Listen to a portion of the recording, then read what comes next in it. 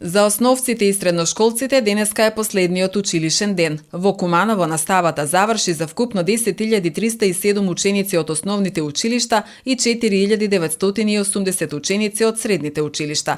Според изменетиот календар за организација на работата на училиштата, почетокот на наставата годинава беше одложен за 1 октомври. Поради состојбата со коронавирусот, образовниот процес беше организиран по комбиниран модел, настава на далечина и часови со физичко присуство. Раководителот на секторот за образование при општина Куманово Александар Јовановиќ учебната година ја оценува како специфична, нетипична година за образовниот процес, година со многу потешкотии од здравствен, но и од технички аспект. Имавме многу здравствени проблеми. Имавме инфицирани ученици, наставници, работени, паралелки кои заминаа и повеќе пати во изолација, па дури имаше и смртни случаи на вработените во училиштата.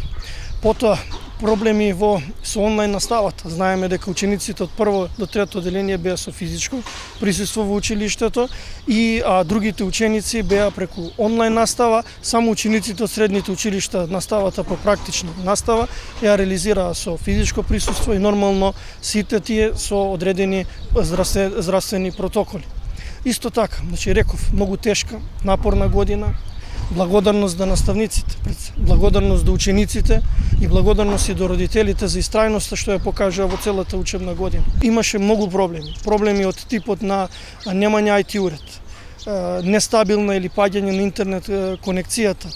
Потоа мораше и дел од родител, некои од родителите да бидат вклучени во не директно, индиректно во помош на учениците од пониските одделенија, бидејќи тие имаат таква способност да мора некој до нив да биде при ракување со IT уредите. Така да огромно признание за сите за истрајноста и еве заврши конечно учебната година.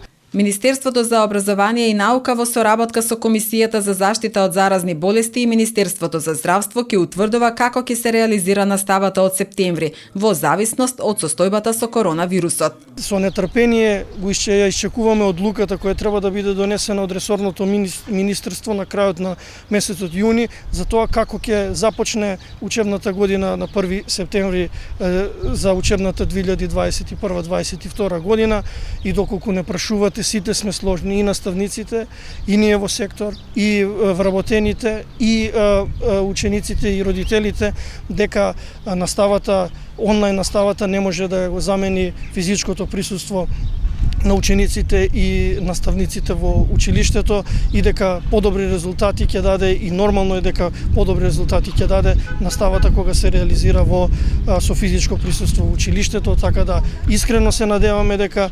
Министерството ќе ги земе сите во обзир сите факти, има многу истражувања на оваа тема и сите сме на исти став дека учениците од месец септември треба да бидат вратени во училишните клупи.